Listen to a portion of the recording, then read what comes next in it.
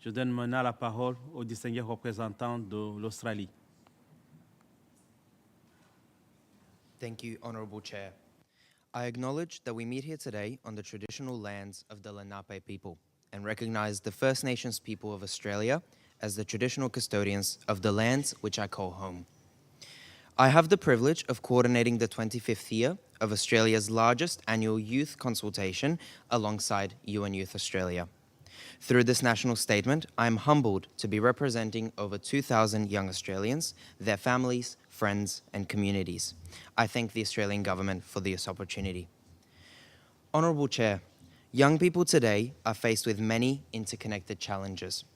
We, young people, note a growing struggle of covering basic living expenses and securing a home due to a rising price of goods. We observe firsthand the impact of climate change on our communities. We notice a loss of biodiversity within natural parks and along the Great Barrier Reef, and a degradation of local water sources. A lack of accessible healthcare in low-income communities continues to entrench cycles of poverty. Underfunding and teacher shortages persist within lower socioeconomic areas and within our remote communities.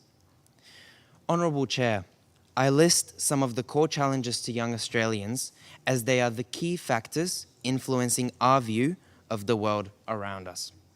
We understand that each challenge is not unique to Australia and exists on a global scale. At the same time, we notice that challenges disproportionately affect some young people more than others. Fewer opportunities for higher education and professional development are noted in rural areas as compared to big cities. Greater struggles with finding safe housing and job security are noted among young women, LGBTQ+ youth, First Nations youth, and young people living with a disability.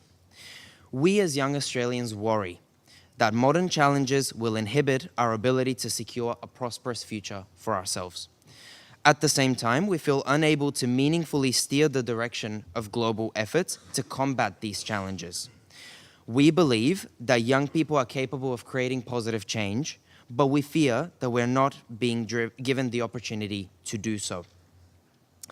Chair, in addressing the core issues of today, the Australian youth seek action that is grounded in 3 principles. Firstly, we seek proactive global collaboration to meaningfully address the intersectionality and complexity of common challenges. The recent Summit of the Future was a testament to the collective strength of the United Nations system to address interconnected global challenges. The Pact is a significant achievement in intergenerational global governance as it shows genuine interest by the international community to act alongside future generations. We need to continue this momentum. Secondly, we want UN global efforts towards common challenges to be more visible to young people.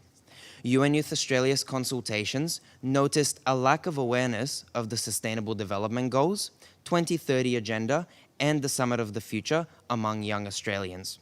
Meaningful participation requires a greater awareness of current initiatives. Finally, we want to see the incorporation of youth-led local initiatives into global strategies. International decision-making is often inaccessible to young people because it occurs outside of our local community.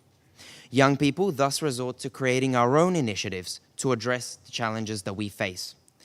Locally led development strategies are thus necessary for the United Nations to ensure that multilateral efforts reach the demographics they are designed for, that they remain relevant to local challenges, and that they include young people meaningfully in the realization of common goals.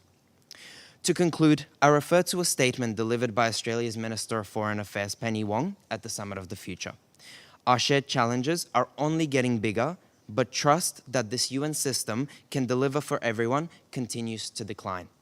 The ability of our international community to enact meaningful change is dependent on the future generation trusting that we can. We can only overcome the challenges of today by opening the doors of policy making and earning the trust of our future generations.